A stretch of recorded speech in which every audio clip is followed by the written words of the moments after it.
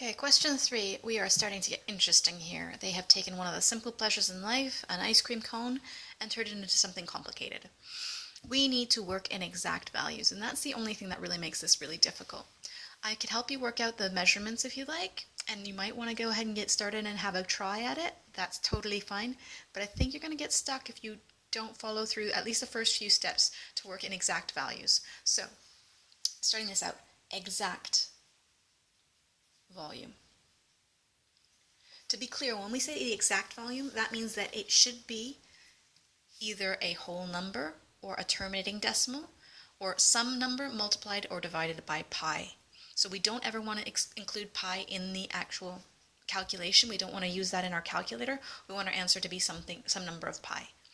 Also, working with decimals can seem easier in the beginning because, I just put it on my calculator and my calculator does it. But when your decimal answer ends up being a really long decimal number, or it ends up being a recurring decimal, it's very difficult to write that into an exact value, at least with the knowledge that you've got so far. So we want to work in fractions, really. So I'm going to help you get this started. First of all, the exact volume is going to be the volume of the cone plus the volume of a hemisphere, which is half of the volume of a sphere. So I'll put sphere divided by 2. Okay, we know the formula for the volume of a cone. That's the area of the base, which is pi r squared, the circle, multiplied by the height, divided by 3. And we know the formula for the volume of a sphere, so we could work out the volume for the volume of half of a sphere, which would just be, for the volume of a sphere, it's 4 over 3 pi r cubed. So for half of a sphere, I'm just going to correct that right now rather than showing all this extra working. Half of 4/3 is 2/3. So I'm going to just put that in as 2 over 3. And make that really clear in your working as well so that you're not working with the wrong formula. Okay, now in order to do any of this, I need to know what the radius is and what the height is. Now they've given me some slightly confusing information here because they told me that this is 2.5 centimeters. I hope that you recognize that that's from the bottom point of the cone out to what would be the edge of the base of the cone. So that would actually, if I drew it up here, be the radius, 2.5. Okay, and they gave me this height here, but that's not the height of the cone. The cone only goes up to here, and this goes beyond that.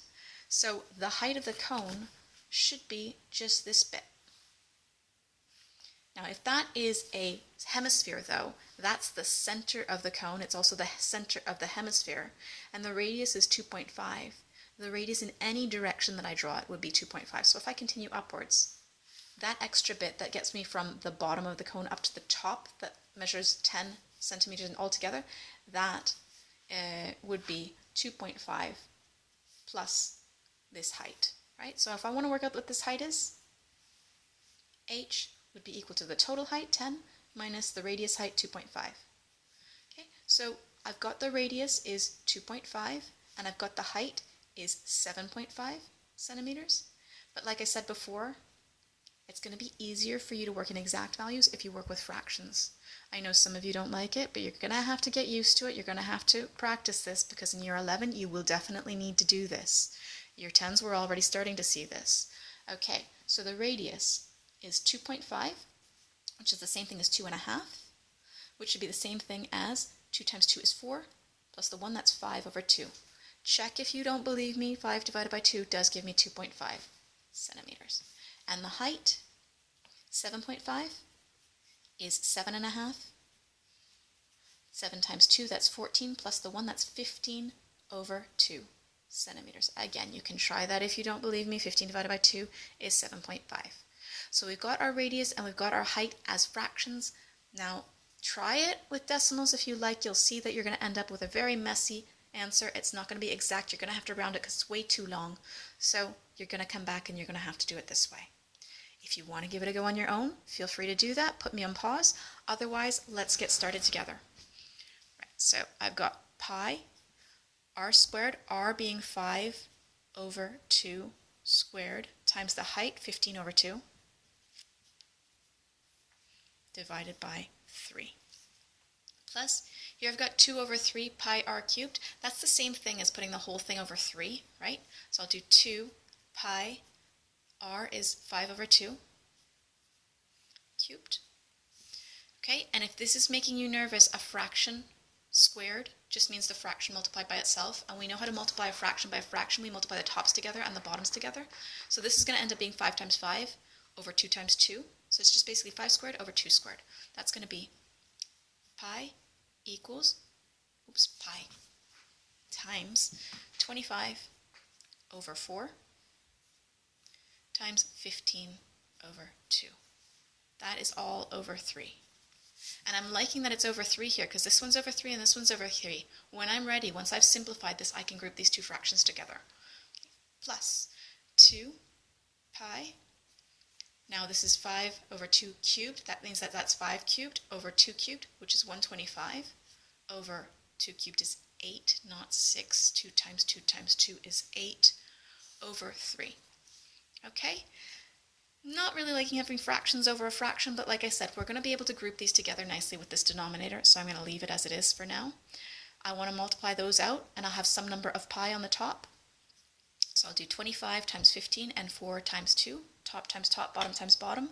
25 times 15 is 375, so that's 375 over 4 times 2 is 8, and that's over 3.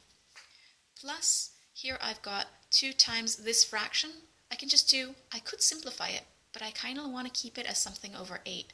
So I'm going to do 2 times 125 is 250 over 8 pi over 3. Now comes the nice bit. Now this is getting a bit confusing here, so I'm just going to box that in there. That was me working out my variables. Okay. Right, so I can combine them, so I put them all over 3. And it's some number of pi plus some number of pi. So just like if I was doing 2x plus 3x makes 5x, I can just say that it's this number plus this number, pi. So I'll group together. This is factoring out the pi, by the way, if ever you're looking for the vocabulary there. If they say factor or factorize, I've factored out the pi, the common factor.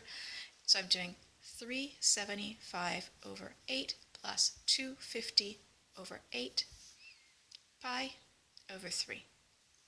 Pause if you need a minute to take that in. Right, I've got a common denominator here, so that works out nicely. Adding the numerators together is going to be something over 8. It's going to be 625. Of course, you can double check my calculations. I have made mistakes in the past. 625 over 8 pi. And I could write over 3, but I'm going to go ahead and write to the side now. This whole thing's getting divided by 3. And that's just something multiplied by something else divided by 3. So the whole thing's being divided by 3. To divide by 3, I could treat that like it's 3 over 1. So then I could do dividing by a fraction, flip it over, multiply. 3 is just going to multiply on the bottom there. That's something I want you guys to get used to doing mentally so that it'll go quicker for you. So this is 625 pi over 8 times 3, right? Because I flipped this over and I multiplied the bottom by 3, multiplied the top by 1, stayed the same. So that ends up being 625 over 24 pi. Okay, you see me sort of switching back and forth between a fraction times pi or a number times pi over the denominator. It's the same thing. The only reason I'd have done it here is because I want to leave my answer as an exact answer, and I just want to check if I could simplify that fraction so that it can be maybe a simpler fraction over. But I know that it's top heavy. I don't want to do 625 over 24 and turn it into a mixed number, but I see the denominator is still 24. If I'd done it the other way around, and this is a nice trick for you when you're trying to look for shortcuts on an exam, if that could simplify, then so could the fraction 24 over 625. Right? So if I put the fraction 24 over 625 on my calculator, if there was a common factor that both top and bottom could be divided by, it would have divided, and it didn't. So that's actually my final answer, and that's my exact answer. Let me just show you what you would have had if you had worked that all through in decimals and you substituted in the pi value. So that would have been 625 divided by 24. Already pretty messy as it is. 26.041. I think that's a 6 recurring, but I'm not entirely sure because I see the 7 at the end. So that would have been 26.04 pi. If I times that by pi, it gets even worse. I don't see any patterns in those digits, so it's best that I left it all in fractions and I worked it through exactly. Okay, now I hope you were able to follow through each of those steps. You might have to watch that through for a second time, but this is the kind of level that you're going to have to get yourself to. So it's really good to get this practice in. Maybe start at the beginning with me and try and get it through to the end by yourself. Okay?